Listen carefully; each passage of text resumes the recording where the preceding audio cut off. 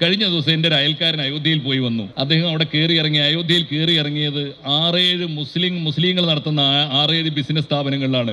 അവരൊക്കെ നെഞ്ചത്ത് കൈവച്ചു പറയുന്നു അത്രേ, മാഷാ അല്ലാ, ദൈവത്തിന് സ്തുതി, അയോധ്യയിൽ സമാധാനം വന്നിരിക്കുന്നു എന്ന് മാത്രമല്ല, ഞങ്ങളുടെയൊക്കെ ജീവിതം മെച്ചപ്പെട്ടിരിക്കുന്നു, ലോകോത്തരമായൊരു മഹാനഗരിയായി അത് മാറിയിരിക്കുന്നു. അയോധ്യയിൽ സമാധാനം വന്നു, ജീവിതം പുഷ്ടിപ്പെട്ടു, എല്ലാ മനുഷ്യരും സമാധാനത്തോടെ ജീവിക്കുന്നു. ഇനി വേണമെങ്കിൽ അയോധ്യയിൽ സമാധാനം വന്നു കഴിഞ്ഞാൽ ഇനി അപ്പുറത്ത് വളരെ തകൃതിയായിട്ട് പള്ളിയുടെ പണി നടക്കുന്നുണ്ട്. വേണമെങ്കിൽ നമുക്ക് അഭ്യർത്ഥിക്കാവുന്നത്, ഇന്ത്യയിലെ പ്രതിപക്ഷത്തിന് അഭ്യർത്ഥിക്കാവുന്നത്, ബഹുമാനപ്പെട്ട പ്രധാനമന്ത്രിക്കും പ്രസിഡന്റിനും ഒക്കെ അപേക്ഷ കൊടുക്കാം, പള്ളി ഉദ്ഘാടനത്തിനും അങ്ങൊന്ന് വരാൻ സമയം കണ്ടെത്തണം. അത്രയല്ലേ ഒരു രാജ്യം ഭരിക്കുന്ന പ്രധാനമന്ത്രി ചെയ്യേണ്ടതുള്ളൂ. അങ്ങനെയാണ് അതിനെ കാണേണ്ടതാണ് ഒരു വിശ്വാസം. മറ്റു പള്ളികൾക്കൊന്നും എനിക്ക് തോന്നുന്നു അതിനൊന്നും പ്രധാനമന്ത്രിമാർക്ക് പൊതുവെ നേരെ ഉണ്ടാവില്ല.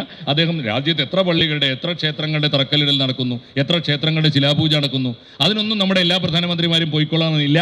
അയോധ്യയിൽ പോകേണ്ടതാണ്, പോയേ തീരൂ. അത് രാജ്യത്തിന്റെ ശാന്തിക്ക് വേണ്ടിയുള്ള ഒരു സന്ദേശമാണ് എന്ന് ഞാൻ ഉറച്ചു വിശ്വസിക്കുന്നു.